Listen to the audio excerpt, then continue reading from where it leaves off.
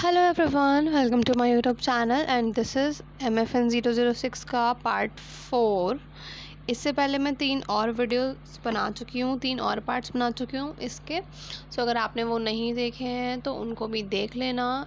इन videos में मैं बहुत ही ज़्यादा जो इम्पोर्टेंट टॉपिक्स हैं उनको शेयर कर रही हूँ, डिस्कस कर रही हूँ। तो इस पार्ट में हम vitamin A deficiency and Bitot spot, corneal xerosis, xerophthalmia, इन सारी चीज़ों को डिस्कस करेंगे। So without waste time let's get started. Video को स्टार्ट करते हैं। राइट, मैं इसको थोड़ा सा रफ कर देती हूँ।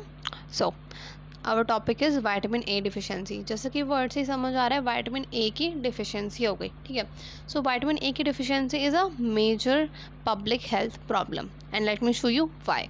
सो जब विटामिन ए की डिफिशिएंसी होती है ना, जिसका विटामिन ए का साइंटिफिक जो नेम है वो रेटिनॉल है। दैट मीन्स कि उसका जो केमिकल नेम है, आपने बायोकेमिस्ट्री में पढ़ा होगा। Right, so it leads to eye disorder. अगर विटामिन ए की डिफिशिएंसी होगी तो उससे आई डिसऑर्डर होंगे, विजुअल इम्पेयरमेंट हो सकता है एंड परमानेंट ब्लाइंडनेस भी हो सकती है आइज़ में। ठीक है, सो हर साल वर्ल्ड वाइड 1.5 लाख से 5 लाख तक विटामिन ए डिफिशिएंसी के केसेस आते हैं एंड इसकी वजह से बहुत से जो पेशेंट हैं, अगर उनको ट्रीटमेंट ना दिया जाए तो वो अपनी आई साइट भी लूज़ कर देते हैं for their whole lifetime. Right, now WHO का जो क्लासिफिकेशन है विटामिन ए के स्टेटस असेसमेंट के लिए, यानी कि विटामिन ए की जब डिफिशिएंसी होगी ना, तो ऐसा तो है नहीं कि विटामिन ए की कमी हुई और अचानक से जो पर्सन है वो ब्लाइंड हो गया। ऐसा तो बिल्कुल नहीं हो सकता। Right, so there are stages होती हैं 1 बाय 1 और जब वो फाइनल स्टेज हो जाती है ना तो फिर कंप्लीट ब्लाइंडनेस हो जाती है। सो हम देखते हैं कि कौन कौन से स्टेजेस होते हैं। ठीक है, सो जो सबसे पहला स्टेज है वो है कंजक्टिवल ज़ेरोसिस। कंजक्टिवल ज़ेरोसिस का मतलब है ड्राइनेस ऑफ कंजक्टिवा। सो आपने अगर फिजियोलॉजी में पढ़ा होगा तो आई का स्ट्रक्चर देखा होगा, तो आई के स्ट्रक्चर में आपने देखा होगा कि जो उसका लिक्विड पार्ट होता है उसको बोलते हैं कंजक्टिवा। ठीक है, तो जब वो जो कंजक्टिवा है ना वो ड्राई होने लगता है तो उसको बोलते हैं हम conjunctival xerosis. Then moving on to next one is Bitot spot. Bitot spot का मतलब है कि वाइट फोमी स्पॉट्स बन जाते हैं कंजक्टिवा के आउटर सरफेस पे। ठीक है, सो जो आइज़ का जो ये वाइट पार्ट होता है उसके ऊपर ही वाइट फोमी स्पॉट्स बन जाते हैं। ठीक है, नेक्स्ट इज कॉर्नियल जेरोसिस। देखो, जेरोसिस वर्ड का मतलब है समथिंग जो ड्राइनेस से रिलेटेड है। तो कॉर्नियल जेरोसिस का क्या मतलब होगा, खुद ही सोचो। कॉर्निया का ड्राई होना। राइट, एंड कॉर्निया क्यों कॉर्निया ड्राई हो रहा है बिकॉज ऑफ फोटोफोबिया। अब कॉर्निया ड्राई हुआ तो इसकी वजह से जो भी इंडिविजुअल है ना उसे फोटोफोबिया हो जाएगा, यानी कि वो अचानक से अगर उसकी आइज़ पे लाइट फ्लैश होगी ना तो वो उसको डर लगने लगेगा लाइट से और वो अपनी आंखें तुरंत बंद करेगा। ये उसका सिम्टम है। Then next stage is corneal ulceration. अब कॉर्निया का जेरोसिस हुआ, उसके बाद जो कॉर्निया है ना उसमें अल्सर्स बनने शुरू हो जाएंगे, लीजन्स इन लोअर सेंट्रल कॉर्निया। ठीक है, लीजन्स मतलब स्पॉट्स। देन लास्ट स्टेज जो है वो है केराटोमलेशिया। केराटोमलेशिया में क्या होता है कि जो आयरस होता है ना वो प्रोकोलैप्स हो जाता है, जिसकी वजह से परमानेंट ब्लाइंडनेस हो जाती है एंड जो कॉर्निया होता है ना वो कम्प्लीटली डेड वाइट और डर्टी येलो कलर का दिखने लगता है और अपने इन्फेक्टिव कंडीशन में जो आई होती है वो रेड और स्वॉलन दिखने लगती है। ठीक है, सो ये तो इसके प्राइमरी साइंस से। अब सेकेंडरी साइंस क्या है, नाइट ब्लाइंडनेस हो जाएगा। वर्ड से ही समझ आ रहा है, it is the earliest symptom of vitamin A deficiency, कि रात में दिखना बंद हो जाता है। इसको हिंदी में बोलते हैं रतौंधी। Right, then fundal changes, corneal scarring, ये सारे सेकेंडरी चेंजेस होते हैं। अब क्या होता है कि विटामिन ए की डिफिशिएंसी हुई और जो रॉड्स और कॉन्स होते हैं ना उनको इफ़ेक्ट पड़ता है और वो भी वीक हो जाती हैं एंड धीरे धीरे, जैसे कि ये मैंने स्टेजेस बताए, कंप्लीट ब्लाइंडनेस हो जाती है।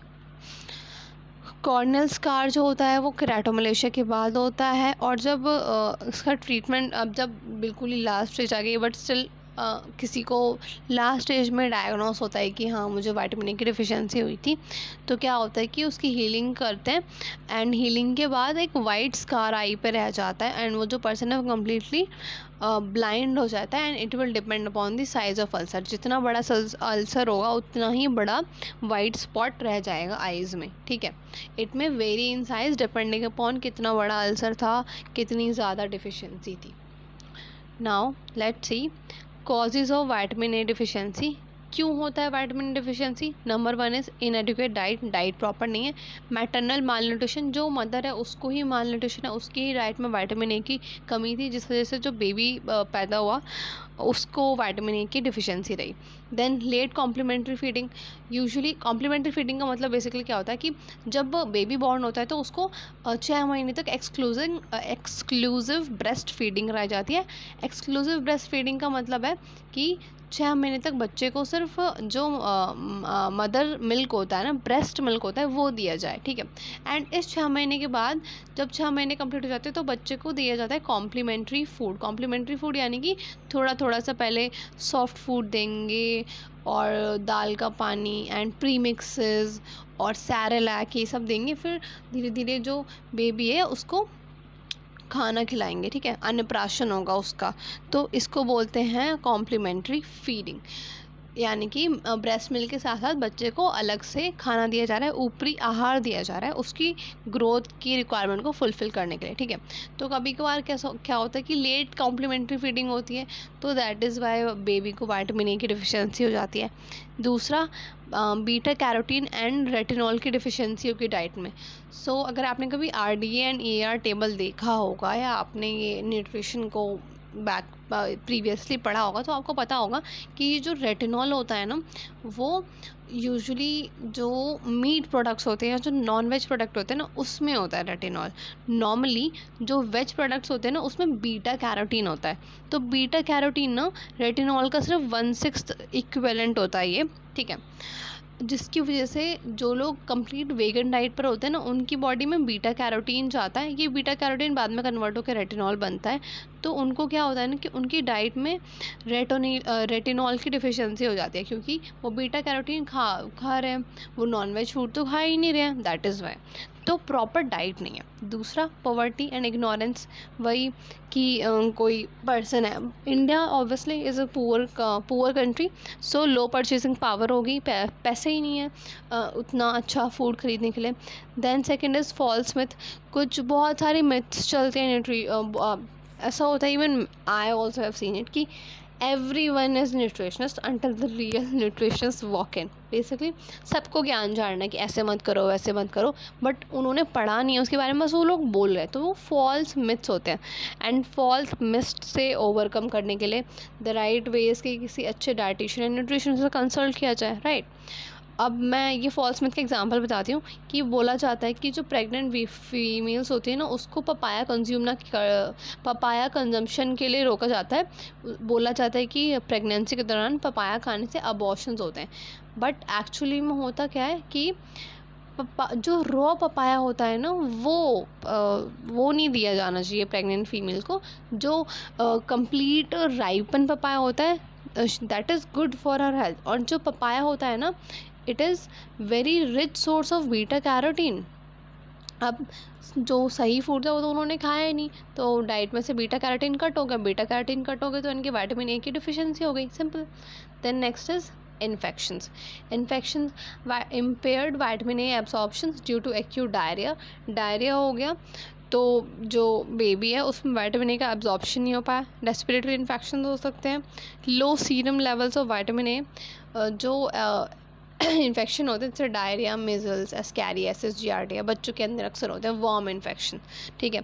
इसकी वजह से होता क्या है कि जो बेबी है उसको उसकी बॉडी में विटामिन ए का एब्जॉर्प्शन सही से नहीं हो पा रहा है, वो डाइट में ले तो रहा बट एब्जॉर्ब नहीं हो रहा, तो सिंपल अगेन डिफिशियंसी हो जाएगी। अब इसका ट्रीटमेंट कैसे किया जाए? Massive oral dose of vitamin ए का मैसिव ओरल डोज दिया जाता है। कितना? 2 लाख इंटरनेशनल यूनिट्स, यानी कि एक बार में इंजेक्शन दिया जाएगा जिसमें 2000 इंटरनेशनल यूनिट्स रेटिनॉल रहेगा, विटामिन रहेगा। अब it will be stored. Vitamin A कहाँ स्टोर होता है? बायोकेमिस्ट्री में पढ़ा है ना आपने, विटामिन ए स्टोर होता है लिवर में। तो इतना एक बारी में बहुत सारा विटामिन ए दे दिया ताकि वो बॉडी में स्टोर हो जाए, ठीक है। देन ये कुछ कैलकुलेशन है, ये इतना रेलेवेंट नहीं है, इसको मत देखना। अब ये तो हमने देख लिया क्या हुआ, कैसे हुआ, ट्रीटमेंट कैसे हुआ, बट हमारा काम क्या है कि उसको प्रिवेंट करवाना। क्या मेथड है जिससे कि विटामिन डिफिशिएंसी प्रिवेंट हो जाए, वो हो ही ना।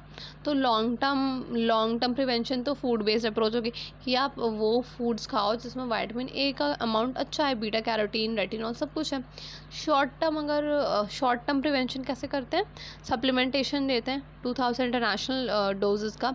यूजुअली ये जो डोज का ये पूरा चार्ट है कि इन्फेंट्स को 5000 international units 0 to 6 month, children को चिल्ड्रन मतलब कि जो टॉडलर होते हैं, प्री स्कूलर होते हैं, वो 1 लाख इंटरनेशनल यूनिट्स 6 से 12 महीने तक के लिए, एंड 12 महीने के बाद या फिर जो अडल्ट हैं उन्हें 2000 इंटरनेशनल यूनिट्स दिए जाते हैं।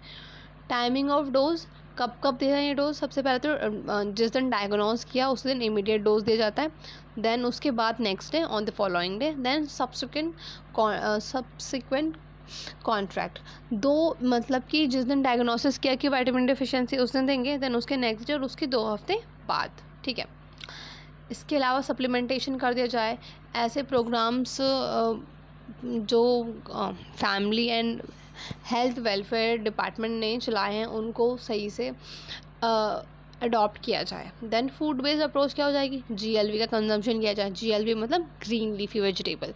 और होम बेस्ड गार्डनिंग करें और प्योर वेजिटेबल्स खुद ही ग्रो कर लें जिसमें कि अच्छा विटामिन ए का कंटेंट हो, अच्छा बीटा कैरोटीन का अमाउंट हो। देन फोर्टिफिकेशन तो इतना ज़्यादा पॉसिबल नहीं है, not possible due to high cost, क्योंकि मैंने अगेन पहले ही बताया कि India is a poor country, तो फोर्टिफिकेशन कराना इतना ईजी नहीं होता, बहुत कॉस्टली होता है। इंडिया में तो नहीं है बट सेंट्रल अमेरिका में फोर्टिफिकेशन ऑफ विटामिन ए किया गया है शुगर के साथ। अब सोचो कि कोई पर्सन शुगर खा रहा है और उसको विटामिन ए मिल रहा है, तो that will be something good ना। Then next is nutrition education. लोगों को बताएं कि कौन कौन सी चीज़ें हैं जिसमें विटामिन ए हैं और वो उसे कंज्यूम करें। दैन उसके लिए जो फूड एंड न्यूट्रिशन बोर्ड है वो मल्टीमीडिया ऐप्स के through education campaign, education programme, social media marketing and home skill preservation of food, इन सब चीज़ों की प्रैक्टिसेस को लोगों में पॉपुलराइज करें और उनको बोले कि आप सही से विटामिन ए रिच फूड को कंज्यूम करो ताकि आपको ऐसी डिफिशिएंसी और प्रॉब्लम्स ना हो। आज के वीडियो में इतना ही, अब मिलते हैं नेक्स्ट वीडियो में, तब तक के लिए bye bye, take care, happy learning.